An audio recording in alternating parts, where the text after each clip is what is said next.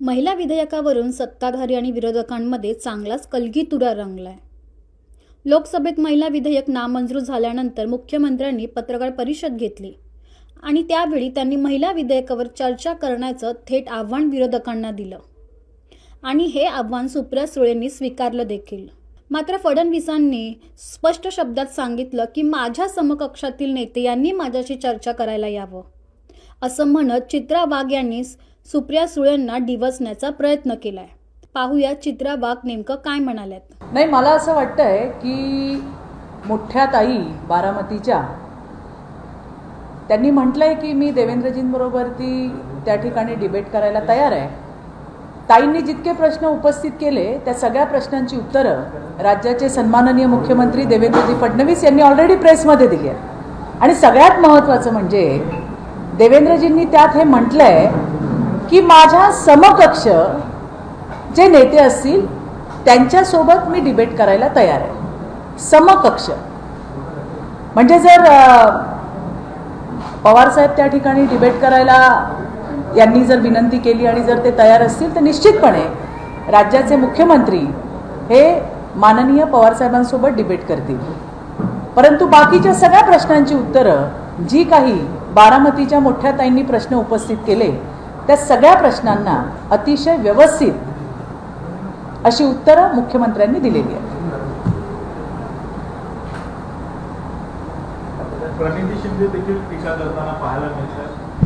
बघा, असं आहे की या ठिकाणी ज्यांनी कोणी म्हणजे दुर्दैव आहे की ज्यांनी ज्या महिलांनी या विधेयकाला महिला सांसदांनी विरोध केला या सगळ्या कुठल्या राजकीय पार्श्वभूमीच्या महिला आहेत। कुणाचे वडील आहेत, कुणाचा पती आहे, कुणाचा भाऊ आहे, कुणाचा आणखीन कोणी असेल। आज या 33% आरक्षणाची गरज यासाठी होती ज्यासाठी मोदीजींचा प्रयत्न आहे की सर्वसाधारण ज्यांच्या मागे कुठलाही राजकारणाचा इतिहास भूगोल नाही अशा महिला संसदेतही येणार होत्या आणि प्रत्येक देशाच्या विधानसभेमध्ये सुद्धा येणार होत्या।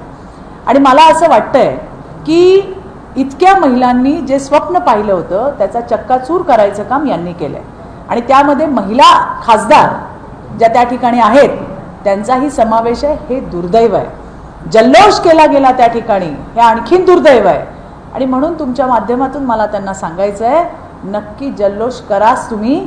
आता देशातल्या आणि राज्यातल्या महिलांचा शंखनाद तुम्हाला ऐकायला येईल, जो शंखनाद तुम्हाला स्वस्थ बसू देणार नाही।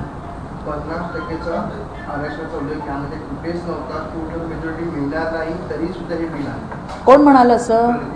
आता संसदेमध्ये बसून नक्की काय करतात मला काही कळत नाहीये। कारण त्या ठिकाणी अगदी साध्या सोप्या भाषेमध्ये देवेंद्रजींनी, आम्ही तर संसदेच्या बाहेरच्या आहोत, इतकं साध्या सोप्या भाषेमध्ये तिथे समजवलंय की हे बिल नक्की काय आहे, त्यांच्यावरती जे म्हणजे या बिलावरती जे काही आक्षेप होते ते सुद्धा साध्या भाषेमध्ये सर्वसामान्यांना समजेल अशा पद्धतीने त्याचं निरासन केलं।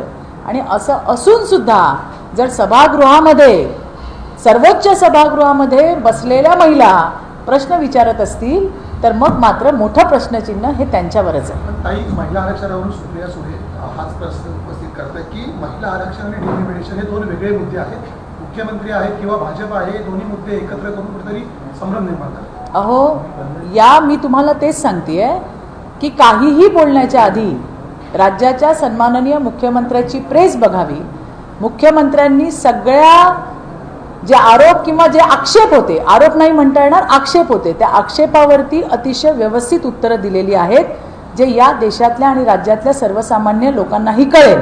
आणि जर नसेल कळत तर पुन्हा एकदा देवेंद्रजींची प्रेस नीट बघा, म्हणजे तुम्हाला सगळ्या प्रश्नांची उत्तरं मिळतील। धन्यवाद। की मी आव्हान स्वीकारलंय, मुख्यमंत्री सांगतील ती जागा सांगतील। हो, पण कोण बोलतंय, देतंय कोण चॅलेंज, हे पण महत्वाचं आहे। मुख्यमंत्र्यांनी स्पेसिफिक म्हटलंय की माझ्या समकक्ष जे नेते असतील त्यांच्यासोबत मी डिबेट करायला तयार आहे। तर जर बारामतीच्या मोठ्या ताईंनी पवार साहेबांना विनंती केली आणि जर साहेब येणार असतील तर निश्चितपणे आमचे देवेंद्रजी त्या ठिकाणी बसतील। पण समकक्षचा जो एक समकक्ष कशाला म्हणतात हे थोडंसं जरा समजून घेतलं पाहिजे असं मला वाटतंय। थँक्यू।